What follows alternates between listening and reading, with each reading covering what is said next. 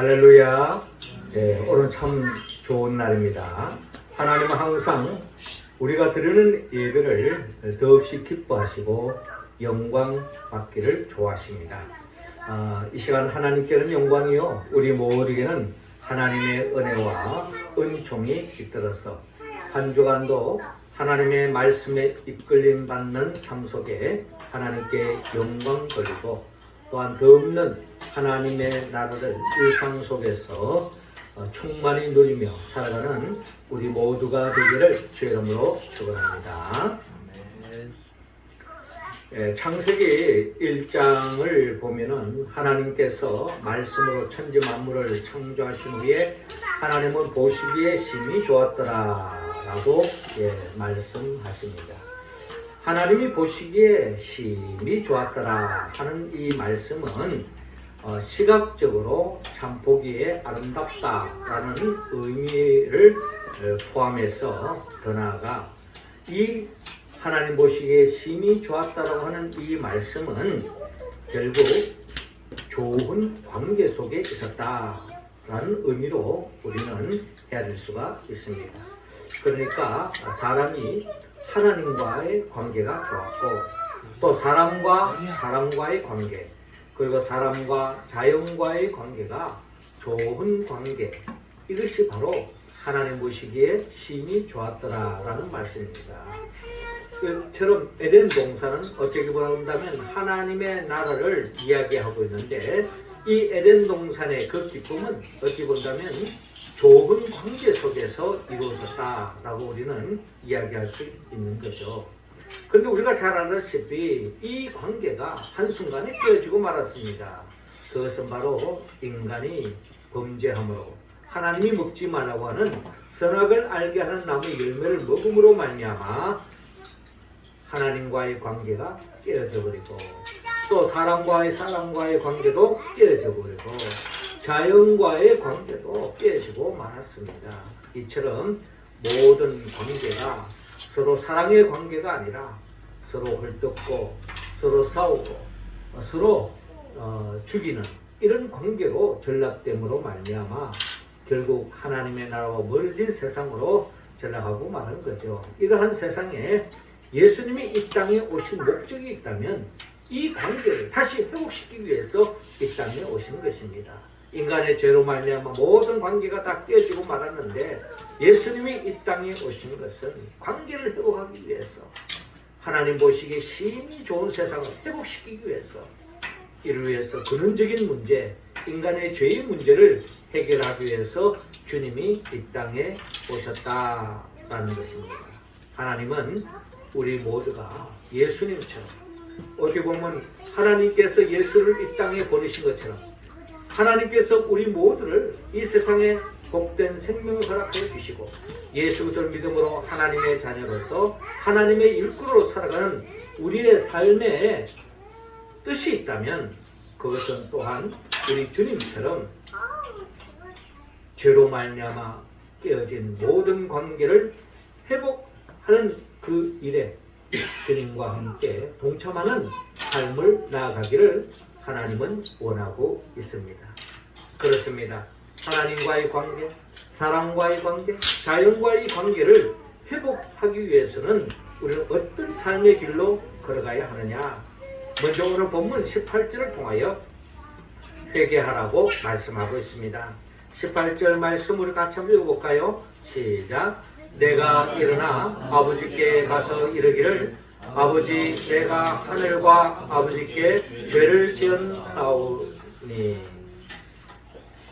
자, 오늘 본문 11절 이하는 이렇게 시작되고 있죠. 또 이르시되 어떤 사람에게 두 아들이 있었는데, 우리가 잘 아는 탕자의 이야기가 오늘 본문에 시작되고 있습니다. 자, 두 아들이 있었는데 11절에 그 둘째가 아버지에게 말하되, 아버지여, 재산 중에서 내게 돌아올 분깃을 내게 주소서 하는지라.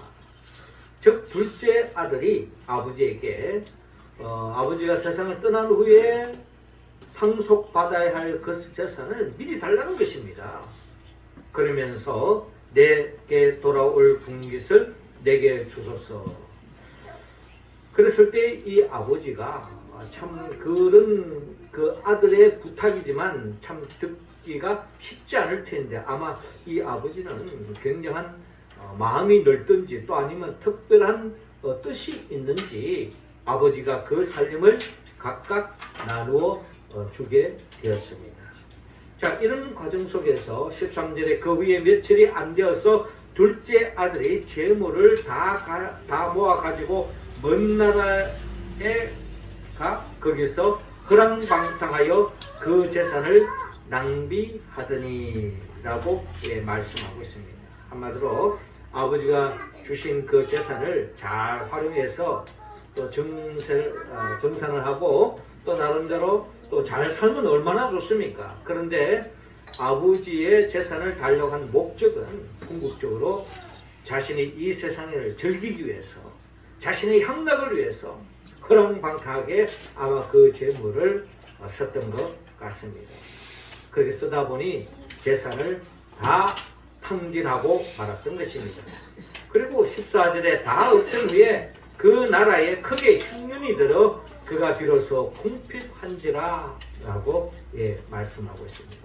자신이 어려운 처지에 놓였을 뿐만 아니라 또한 자신이 그가 처했던 그 나라에도 흉년이 들어서 한마디로 궁핍해서 굶어 죽게 되는 그런 상황이 됐습니다. 내가 망하고 내가 힘들더라도 내 주변 사람들이 내 주위 환경이 좋으면은 또 그나마 빌어먹을 수도 있을 터인데 그것마저도 호락호락하지 않는 그런 현실에 놓였던 것을 우리는 본문을 통하여 헤아릴 수 있습니다. 그래서 15절에 가서 그 나라 백성 중 한 사람에게 붙여 사니 그가 그를 들러 보내어 대지를 치게 하였는데 그러니까 한 집에 들어가서 굶주림에서 벗어나기 위해서 먹고 살려고 무슨 일이라도 시켜주시면은 제가 열심히 일하겠습니다.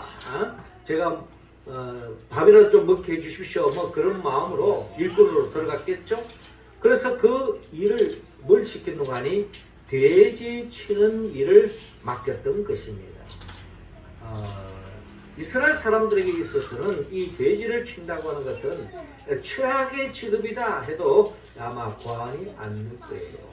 서로 단순히 그냥 지저분한 일을 한다 이런 개념이 아니라 이스라엘 사람들은 영적으로 이 돼지를 굉장히 한마디로 말해서 정결하지 못한 더러운 짐승으로 여겼던 것입니다.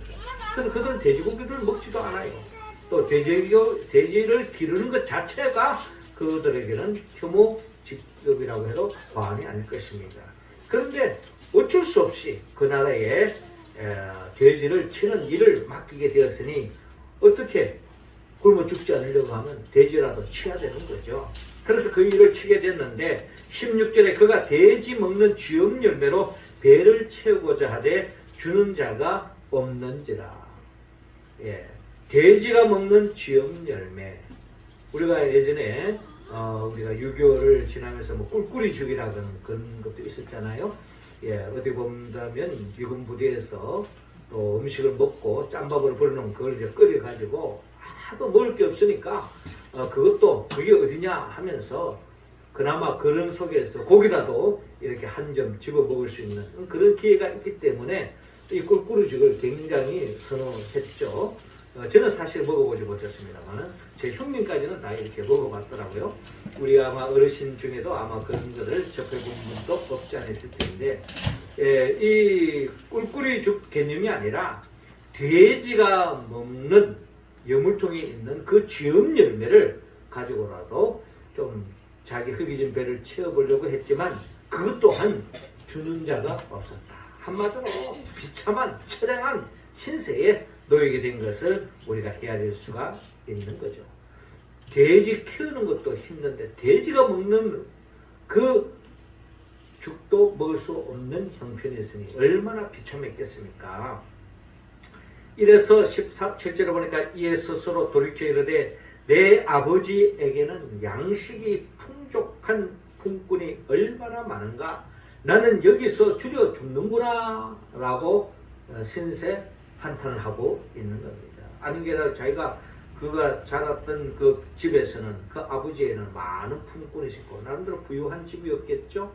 그런 속에서 자기는 그 아들로서의 충분한 호의호식하면서 살았는데 또 어떻게 본다면은 그 일꾼들도 나름대로 풍족히 양식을 먹고 일을 했던 그런 걸 생각해 볼 때에 자신의 처지가 더 처량하고 비참한 것입니다.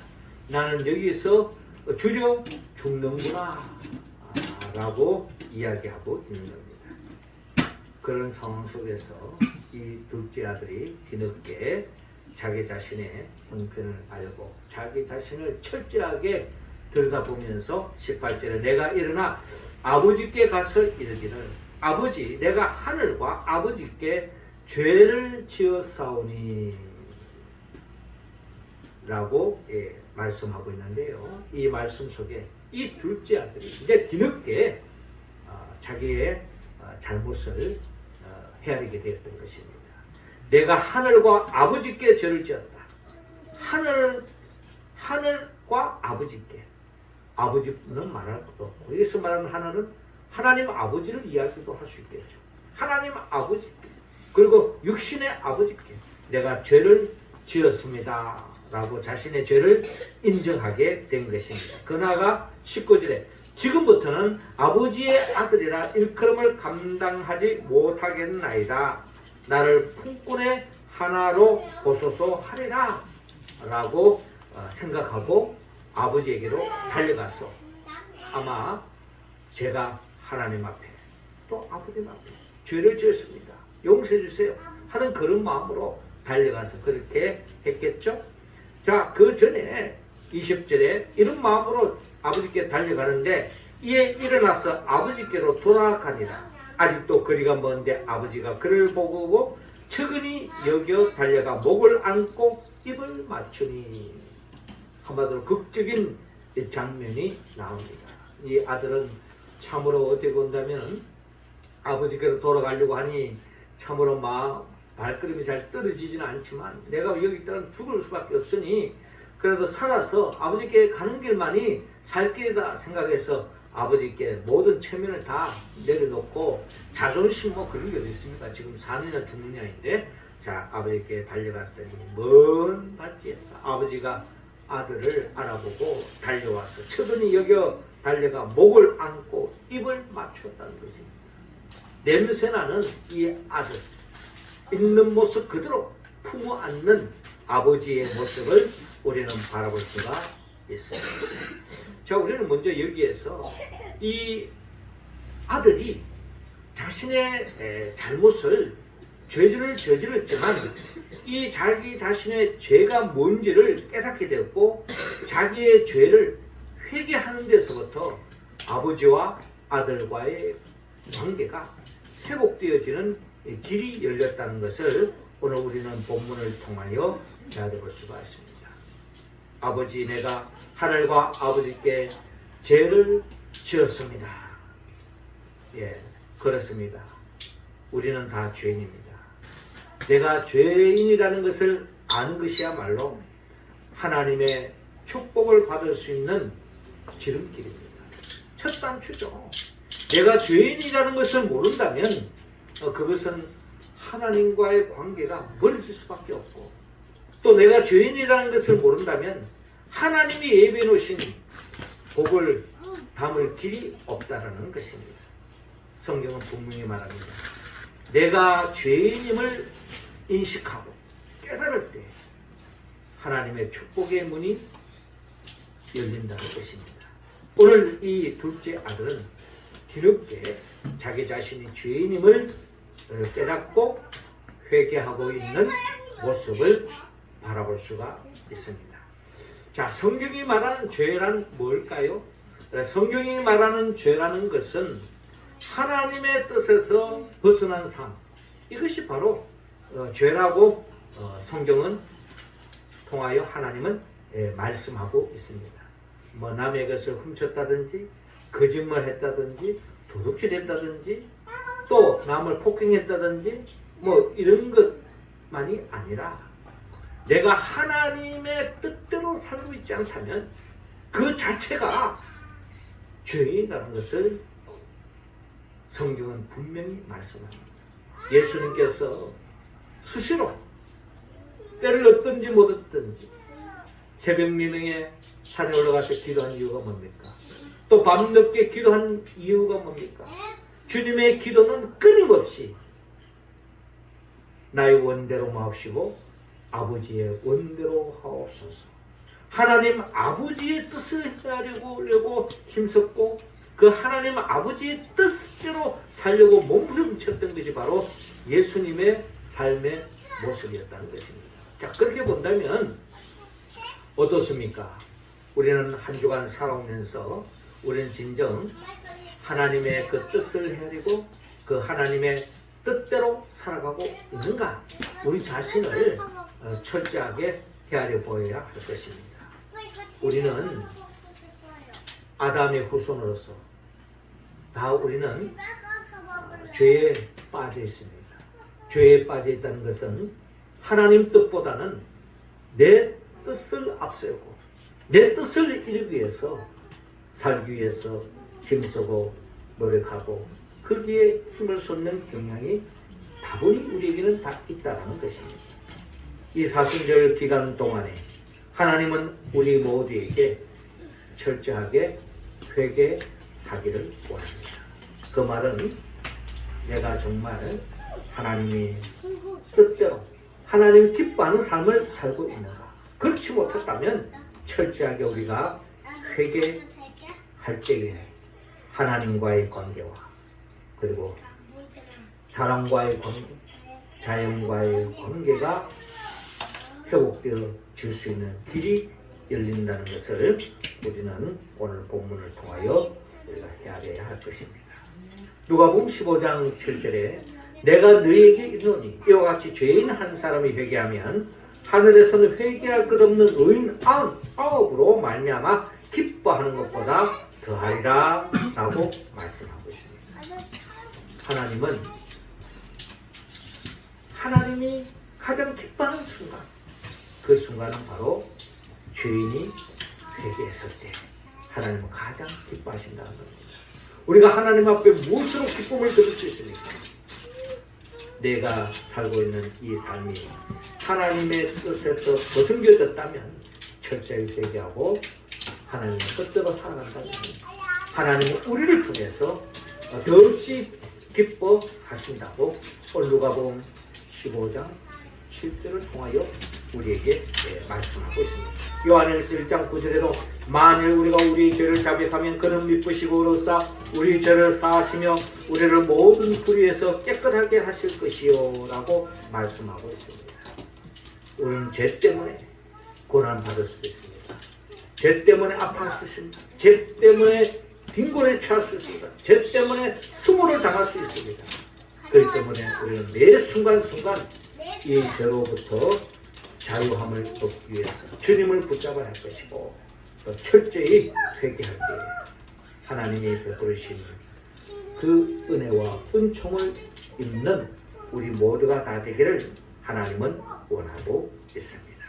오늘 이 둘째 아들이 뒤늦게나마 자기 자신의 죄인임을 깨닫고 회개했던 것처럼 우리도 주님 안에서 회개하고 하나님의 기뻐하는 삶을 살아가는 우리 모두가 되기를 주님으로 축원합니다.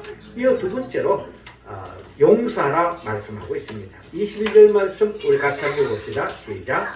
아버지는 종들에게 이르되 제일 좋은 옷을 내어다가 입히고 손에 가락지를 끼우고 발에 신을 신기라. 아멘. 자, 이어지는 본문 20절에 보니까 이에 일어나서 아버지께로 돌아가니라. 아들이 회개하고 돌아왔을 때 아버지의 모습.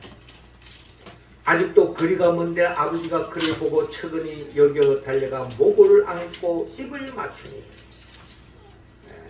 그 아들 향하여 내가 준 그 재산 도대체 어디에 쓰느냐 묻고 따지지 않습니다. 있는 모습 그대로 아들을 맞이하고 있는 아버지를 바라볼 수가 있습니다. 비록 몸에 돼지를 키우다가 돼지 냄새가 나죠. 그 모습 그대로 품어 안는 아버지의 모습을 우리는 바라봅니다. 이때 아들이 말합니다. 21절에 아들이 이르되 아버지 내가 하늘과 아버지께 죄를 지었사오니 지금부터는 아버지의 아들이라 일컬음을 감당하지 못하겠나이다 라고 아버지께 자기 심정을 아리고 있습니다. 이때 아버지는 종들에게 이르되 제일 좋은 옷을 내어다가 입히고 손에 가락지를 끼우고 발에 신을 신기라 라고 말합니다. 아들은 제가 아버지의 아들이 아니라 이 집의 일꾼이라도 삼아 주신다면 고맙겠습니다 하는 그런 마음으로 다가왔는데 아버지는 이 아들의 제일 좋은 옷을 입히고 손에 가락지를 끼고 발에 신을 신기는 최고로 아들 유해주는 아버지의 모습을 봅니다. 뿐만 아니라 23절에 그리고 살찐 송아지를 끌어다가 잡으라 우리가 먹고 즐기자 이 내 아들은 죽었다가 다시 살았으며 내가 잃었다가 다시 얻었노라 라고 말씀하고 있습니다. 한마디로 잔치를 벌이지 않은 거죠. 아버지의 기쁨이 이렇게 큰 기쁨입니다. 아버지의 마음, 아들이 자기 잘못을 회개하고 돌아왔을 때 아버지는 이 아들이 살아왔음을 더없이 기뻐하고 잔치를 벌이는 이 기쁨이 나만의 기쁨이 아니라 이 기쁨은 모든 사람들에게 나누고자 잔치를 벌이는 아버지의 모습을 바라볼 수가 있습니다. 이게 아버지의 마음입니다. 우리는 마태복음 18장에 보면은 베드로가 주님께 이런 질문을 합니다. 주여 형제가 내게 죄를 범하면 몇 번이나 용서하여 주리까? 7번까지 하오리까? 이때 예수님의 답변은 내게 이르노니 7번뿐 아니라 7번을 70번까지라도 할지니라 라고 말씀하고 있습니다. 한마디로 끝까지 품어주라 용서하라 라고 하는 이 말씀은 어찌 보면 하나님 아버지의 마음을 그대로 전달하고 있는 겁니다. 너희들이 하나님 아버지의 자식이기 때문에 하나님의 자녀로서 우리가 품어야 할 것은 하나님이 원하시는 바, 하나님의 뜻하신 바 끝까지 품고 용서해 주라 라고 하는 하나님 아버지의 마음을 예수님께서 그대로 전하고 있는 것입니다. 주님께서 마태복음 11장 28절에 수고하고 무거운 짐진 자들아 다 내게로 오라 내가 너희를 쉬게 하리라. 이 말씀 또한 어떠한 무거운 짐, 어떠한 죄로 말미암아 무겁게 짊어지고 그 죄로 말미암아 시달리고 고통받고 있다 할지라도 회개하고 주께로 나아가면 주께로 나아간다는 것 자체가 회개한 거예요. 회개하면 주께로 나오면 내가 너희를 쉬게 하리라. 이 쉬게 하리라는 것은 마치 오늘 성경의 본문에 그 아버지처럼 모든 것을 품어주시고 잔치까지 벌리고 손에 가락지를 끼우고 이쁜 옷을 입히고 발에 신발을 신겨주는 아들로서 최고의 최상급으로 아들을 챙겨주는 아버지의 마음이 되십니다. 그렇습니다. 주님께로 나아가면 이사야 1장 18절에 여호와께서 말씀하시되 오라 우리가 서로 변론하자 너희 죄가 주홍 같을지라도 눈과 같이 희어질 것이요 진홍같이 붉을지라도 양털같이 희게 되리라 라고 말씀합니다. 우리의 모든 허물과 죄를 진홍같이 양털같이 깨끗하게 씻어 주신다는 것입니다. 예수님께서 십자가에 못 박히는 죽으심은 바로 이처럼 우리를 있는 모습 그대로 품어주시고 모든 것을 용서해 주기 위하여 십자가에 못 박혀 죽음을 통하여 아버지의 사랑을 그대로 드러내시는 것입니다. 우리도 이런 마음을 품어야 할 것입니다. 우리 또한 하나님 아버지의 마음을 품고 자신의 잘못을 인정하고 회개하는 자에게, 용서를 비는 자에게 용서를 베풀어서 더없이 하나님이 더 기뻐하는 삶을 살아가는 우리 모두가 되기를 주님으로 축원합니다. 마지막 세 번째로 용납하라고 말씀합니다. 32절 우리 같이 읽습니다. 시작. 이에 내 동생은 죽었다가 살아났으며 내가 잃었다가 얻었기로 우리가 즐거워하고 기뻐하는 것이 마땅하다 하니라. 아멘. 자, 이어진 25절에 오늘 우리가 이 본문에 가장 주목해야 할 본문이 바로 25절 이하의 말씀입니다. 마다들은 밭에 있다가 돌아와 집에 가까이 왔을 때 풍악과 춤추는 소리를 듣게 되었습니다. 한 종을 불러서 이 무슨 일인가 하고 이 큰아들이 종에게 물었던 것입니다. 그때 27절에 대답하되 당신의 동생이 돌아왔음에 당신의 아버지가 건강한 그를 다시 맞아 드리게 됨으로 인하여 살찐 송아지를 잡았나이다 라고 이야기합니다.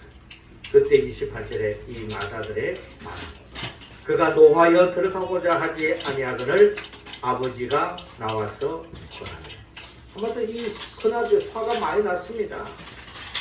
너무나도 얼굴이 동생이 돌아왔다는 이 소식에 기쁨의 모습이 아니라 한마디로 분노에 찬 이 마다들의 모습을 우리 본문을 통하여 볼 수가 있는데요.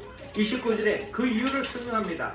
내가 여러 해 아버지를 섬겨 명을 어기이 없거늘 내게는 염소 새끼라도 주어 나와 내 벗으로 즐기게 하신 일이 없더니 아버지의 살림을 청녀들과 함께 삼켜버린 이 아들이 돌아오매 이를 위하여 살찐 송아지를 잡으셨나이다 라고 이야기합니다. 이 마다들의 입장을 우리가 한번 헤아려 본다면 충분히 이해는 갈 수 있을 것 같습니다.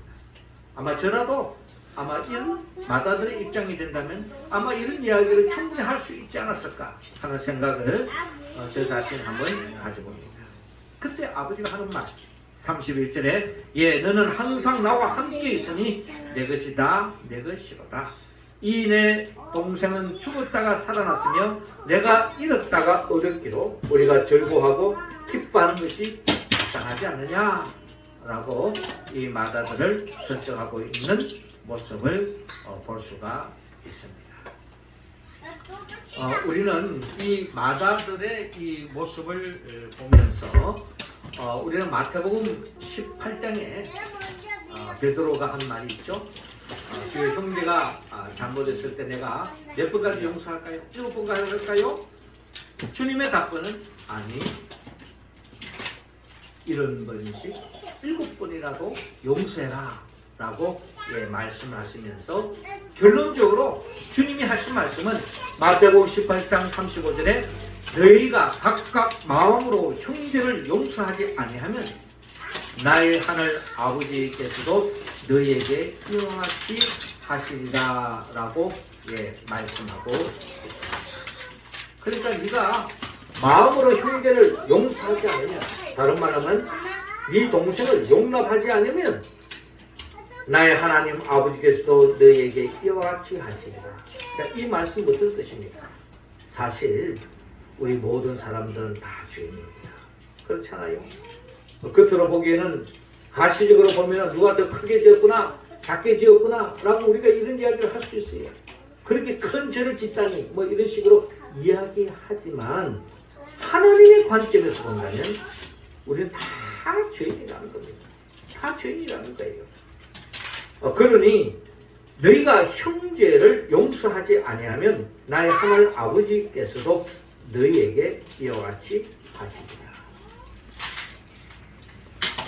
한마디로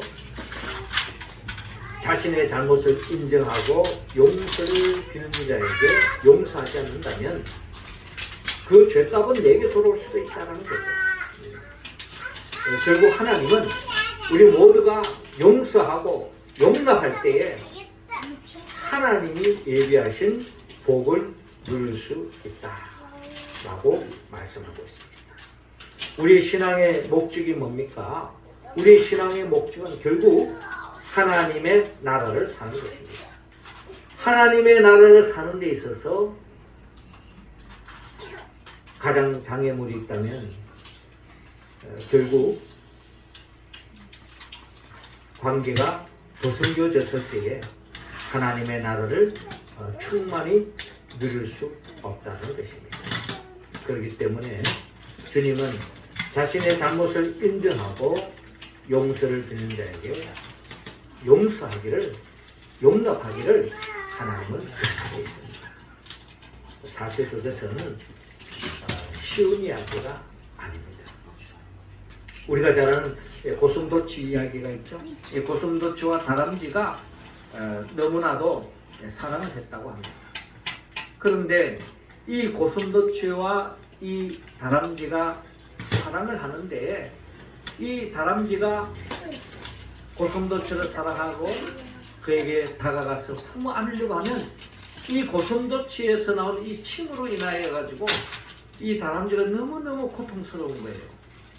자, 이런 아픔을 느낀 이 고슴도치가 자기 몸에 모든 이 가시 돋친 이 털을 다 뽑았다고 합니다. 그래서 엄청난 피를 흘렸다고 합니다. 그래서 이 다람쥐가 아프지 않도록 자신의 그 털을 다 뽑았는데 다람쥐를 너무나 사랑한 나머지 뽑았지만 결국에는 죽고 말았다라고 하는 고슴도치 사랑의 이야기가 있습니다. 또 반대로요, 이 다람쥐 또한 이 고슴도치를 너무너무 사랑한 나머지 품어 안았는데 너무너무 아픈 거예요. 그럼에도 불구하고 참고 그래도 고슴도치를 계속 품었다고 합니다. 결국 그 결과는 뭘까요? 결국 그 다람쥐도 죽고 말았다라는 또 다른 이야기가 있습니다. 한마디로 사랑하기 때문에 자기 자신을 희생하는 이런 순수한 이 고슴도치의 사랑 이야기, 또 다람쥐 이야기, 이런 이야기는 결국 예수님의 이야기라는 것입니다. 예수님은 우리를 있는 모습 그대로 용서하고 용납해 주기 위해서 죄로 말미암아 가시돋친 우리를 있는 모습 그대로 품어주고 용서해 주기 위해서 결국 예수님은 십자가에 못 박혔어. 그 고난과 고초 속에 죽은 예수 그리스도의 이야기가 결국 우리를 죽기까지 사랑하신 예수 그리스도의 이야기라는 것입니다.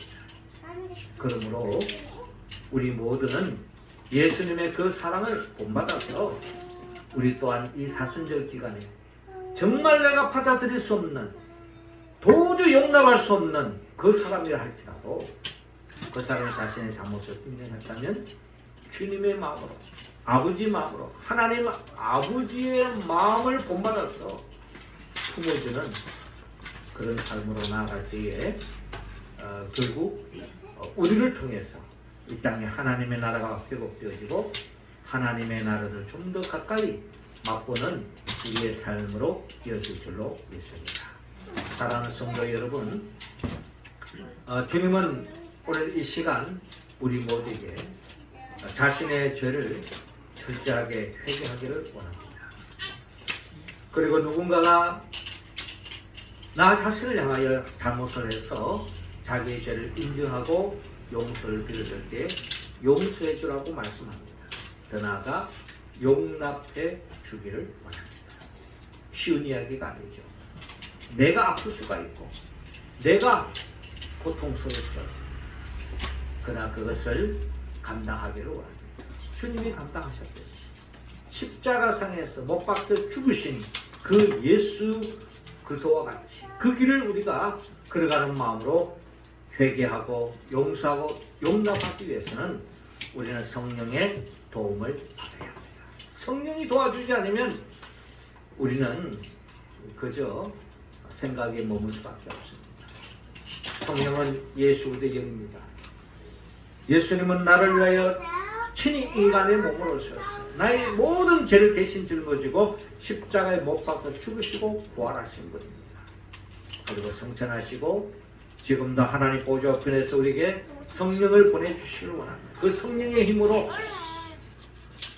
회개하고 용서하고 용납하는 인생길로 가는 우리들에게 하나님의 나라를 맛보게 하시며 영원한 천국으로 인도하기 위하여 장차 재림하여 오실 예수부터 그분의 영 성령의 도우심으로 말미암아 오늘 주신 말씀을 통하여 철저하게 회개하고 용서하고 용납하여 주님과 같이 이 땅에 모든 관계를 회복하고 하나님의 나라를 열어가는 우리 모두가 되기를 주의 이름으로 축원합니다. 기도드리겠습니다. 하나님 아버지, 이 시간 우리 한 사람 한 사람에게 성령의 기름을 부어주시고 성령 충만함으로 우리 자신의 죄를 볼 수 있는 눈을 허락하여 주시고 더 나아가 주님 앞에 회개하게 하시고 더 나아가 용서하게 하시고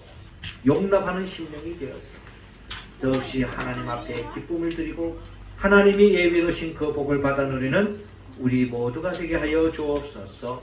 예수님의 이름으로